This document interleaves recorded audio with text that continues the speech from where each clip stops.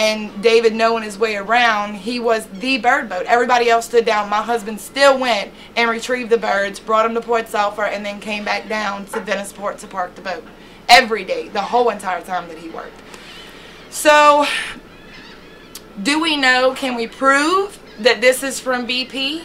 Well, no, of course we can't prove it, because no physician that we have went to wants to get involved. No physician that most of the people down here went to wants to get involved. I went to a skin disease specialist when I broke out late July and finally figured out there is a serious problem. This isn't just from stress, because that's kind of what I knocked it off to, that I was breaking out because I was stressed out. You know, I was like, there's no way this is from the chemicals in the beginning.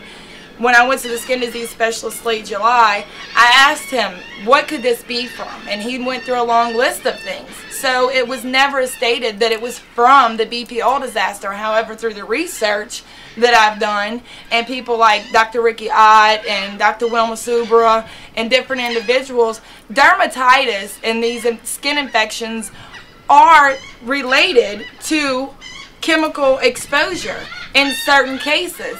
So we can't say that it's not from the BP oil disaster.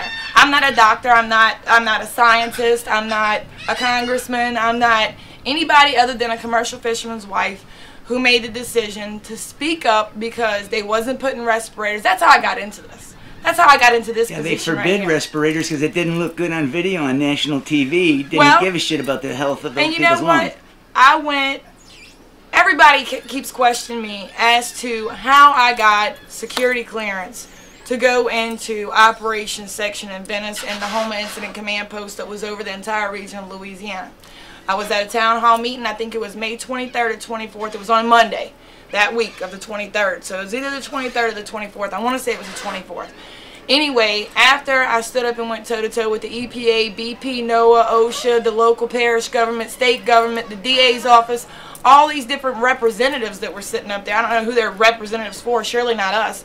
After I went toe-to-toe with all these people, the Coast Guard, Captain Roger LaFaria, came up to me towards the end of the meeting and offered me a tour. I'm not the only one that's been offered these tours. I'm just one of the many that was offered the tours, but I'm the only one that actually opened my mouth about what was really going on. So I've been called a BP informative, a BP operative, that I'm a part of a cult, that I'm poisoning my husband, that I'm not credible because I've asked questions about different things that I've researched. I want people to understand something about me personally. Before this started, I went on the internet to pay my bills, to take care of my checking account. I MySpaced because so many of my friends moved away after Katrina that we trade pictures and updates on our kids through MySpace. I never had a Facebook account or anything like that, and I didn't do research on the internet on a regular basis about oil spills or chemical contamination because I didn't know that I needed to until all of this started. So before this happened, I could explain myself. Wife of a commercial fisherman, daughter of a commercial fisherman. I worked my butt off for my restaurant, and I wasn't someone who went around and got all involved in all this stuff. But this time I had no choice. So anyways, I just wanted to say that because I'm really sick of people trying to pick me apart and say that I'm a BP operative. Come on, hello. So yeah, they do that with everybody. They try and if they have some valid points, they try and focus on the person. They find a little flaw. Yeah. This person is a sinner. They committed crimes. Whatever. They're not credible. That's how they deflect the message that the person is trying to get out. Absolutely. And when people allow that to happen, when they allow themselves to listen to these one or two little things that's being said about someone who's speaking out, it makes everything, I mean, I'm not here just representing me and my family. There's thousands of families that I'm talking about that have been affected by this in one way or another. Millions of people that were poisoned by BP, sprayed like bugs.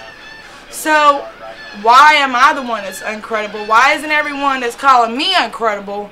Why aren't they knocking on BP's door? Or better yet, find out who's doing the chemical assault in your own backyard, and let's make this a national, coast to coast, top to bottom, all across the United States situation. Well,